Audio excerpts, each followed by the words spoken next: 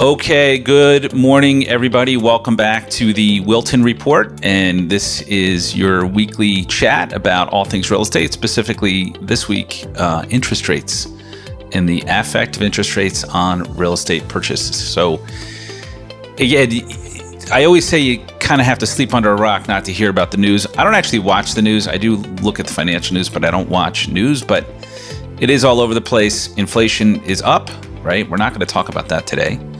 But we're going to talk specifically about the effect of interest rates on real estate and home prices and the purchasing mindset of a consumer. So, you know, the reality, are they increasing? Yes. Interest rates are going up. They've jumped from in the 2s to the 5s rather quickly, I'd say since November, as the Fed has raised rates to fight inflation, to slow the stem of increasing consumer costs. So interest rates are going up. They're going up what seems rather precipitously. We'll talk about that in a historical context. But, you know, the reality is interest rates are going up. So this is a snapshot of today's rate. So I'm just going to read this to you for those of you who are listening. So today's interest rate on a 30-year fixed rate loan is 5.25. A week ago it was 5.06. A few months ago it was 2.96. So they've gone up rather dramatically. They've doubled, right? But they've doubled from an era of historical, almost nonsensical lows. Like interest rates were never really supposed to be at 2.96. The 15-year rate, so if you took a 15-year mortgage, why would you do that? Because you can pay your home off faster. You save a lot of money interest. This morning, 4.42. A week ago, 4.20. A 5-1 ARM rate, which is where you take a 5-year guaranteed payment, and then it can change after the 5th year. I highly advise against it. As a matter of fact, don't take it. If you can't do a 15 or a 30, don't do a 5. Like, just rent for another year. That's 3.55, and that's up from 3.46. Obviously, the rates on that are lower, but it's a riskier loan for the consumer. Don't take that loan. The 30-year fixed jumbo rate. So what's a jumbo loan? It's above a certain threshold pricing, and it varies by county in the state of New Jersey. Last week, it was 5.03. This morning is 5.22. So rates have jumped even in the last 7 days. Okay. When you look at a 3-year spread, or 2-year spread, really, of where the interest rates are, you can see that they've gone down from 4, right, where they were in July of 2019, and they dropped rather precipitously into the 3s and the 2s. And then the past few months, they've climbed up where they've broached 5%. So, you know, they went down and they're going back up. Why? Inflation. The Fed is trying to control consumer costs. Controlling interest rates is one way to do that. Will they get it right? You never know until after the fact. So hopefully they do, for everybody's sake. So what's the impact on pricing in real estate? So I want to talk about the real estate market in a way that makes sense. I'm not a big believer in fancy charts and graphs. So I put this really, really rather lame chart together for everyone to understand how the real estate market works. And the real estate market is a bottom-up market, meaning this: the entire real estate market is predicated on the first-time home buyer. So it's like the opposite of Reaganomics. And I grew up in, 70s and the 80s kid. Reaganomics was a big talking point, and that's trickle-down economics, meaning, you cut taxes for the rich, everybody benefits. The real estate market is the exact opposite of that. The real estate market is predicated on the first-time home buyer, right, being able to afford a home. That's it. So what happened in the last crash is ARMs and inflatables and jumbos and balloon payments. The interest rates got so out of whack and the purchase options got so out of whack. Basically what happened was the first-time home buyer can no longer afford to buy a home. And then the market stopped. Because if the first-time home buyer doesn't come out of their mom's house or their apartment or wherever they're living and buy that first-time home buyer product, a condo, a Cape Cod, a townhouse, the Cape Cod condo townhouse homeowner can't buy up. They can't buy the next level house because they don't have a buyer for theirs. So the person that has a 3-bedroom house but now has 3 kids and 2 adults, they can't move if the first-time home buyer can't afford their house. So what happens to them? They have to drop their price or take their house off the market to get the first-time home buyer in their home. If the second tier, if the move-up buyer, as we call them, can't buy a house, then they can't displace the person that's in the colonial, in the bigger house, right? So the person that's in the colonial in the bigger house is going to the McMansion, right? So they can't get displaced, and they can't either go to the 55 plus, or maybe they're getting divorced, right? Or maybe they're downsizing and they're heading back to the condo. But that doesn't matter, because the reality is the whole thing stops. The whole real estate market is predicated on the first-time home buyer. So it is important, and you have to be cognizant of what they can afford and the effect of the interest rate changes today on their purchasing power. And we're going to go into that. But that's really the market. Like, if the first-time home buyer stops buying, everybody can't get displaced up the chain. And the furthest away from the chain is the 55 plus community. So, they're the furthest away from the first-time home buyer, just right by age and demographics. So other factors on your real estate market. So, Princeton is a little bit of an interesting market because of the overall lack of inventory in Princeton. It's also interesting in that you do have boomers and millennials and, Gen X vying for that same in-town product, walk to everything lifestyle purchase. Virtual work schedules. It seems to me everyone that we're working with and we're talking to, 2 to 3 days home, 2 to 3 days in, depending on the employer. So that's going to change housing demand, that extra room for homework and the kids having a place to study and all that stuff. So, the house itself is going to be important. And lastly, do they need mass transit? If they're not going to the cities as much, will they drive? Will they take the train? So there's other factors that go into the overall market other than interest rates. There's actually a lot of other factors. But again, just to reiterate, the whole deal is predicated on the first-time homebuyer. Period. End of story. If they can't afford to buy, that's when the real estate market will shift. So let's take a look at today's interest rates and the effect on purchase price. So I did a higher number because I'm a big believer in round numbers to understand the math.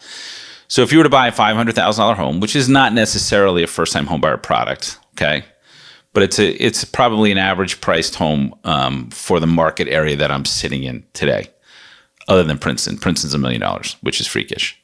So a $500,000 house with a $400,000 loan at a 3% interest payment, not including taxes and insurance, your monthly payment's $1,686, right? So you buy a $500,000 house, you have a $100,000 down payment, your interest rate's 3%, your monthly payment is $1,686.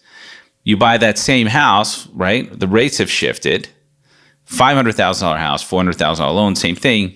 5.25% interest rates, which is today's rate. Your monthly payment's $2,209. So you're paying $523 more per month for the same house, not including taxes and insurance.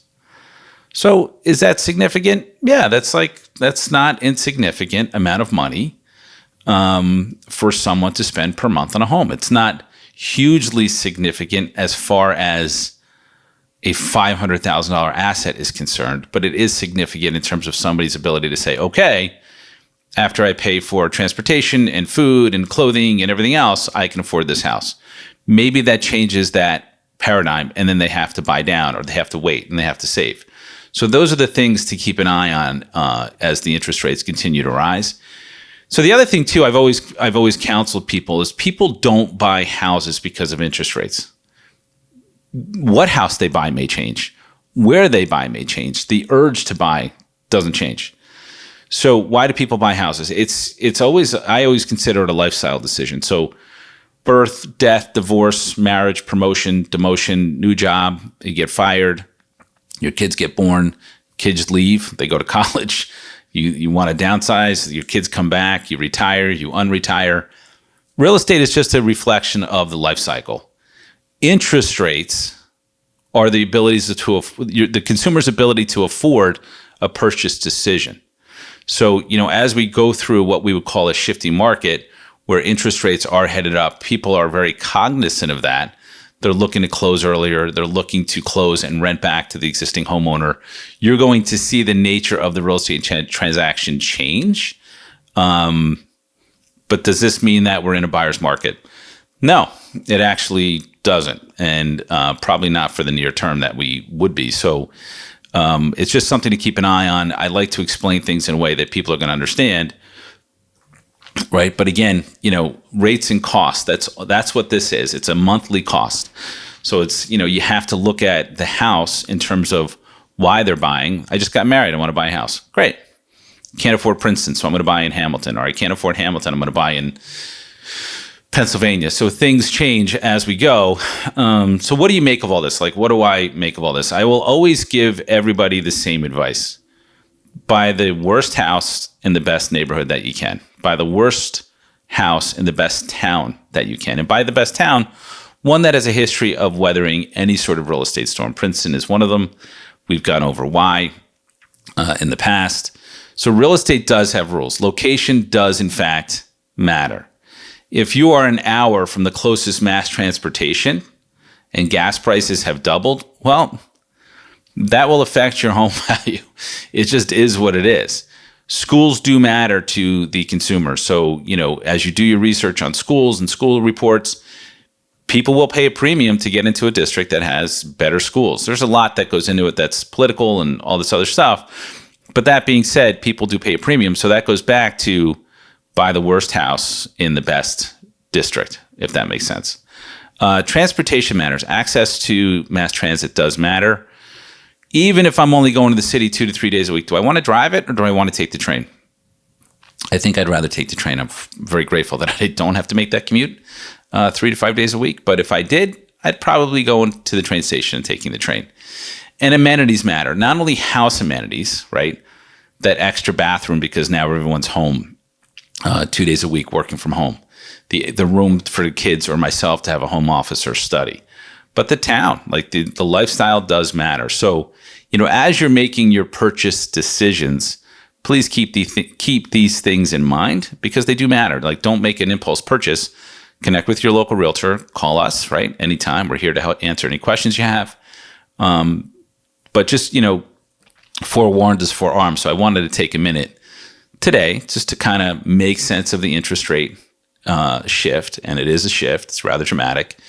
And the last thing I'll leave you with is this. When I started in the residential real estate business 20 plus years ago, there was an associate who was what we would call a top producer, sold a lot of homes in the office I started in Morristown, New Jersey.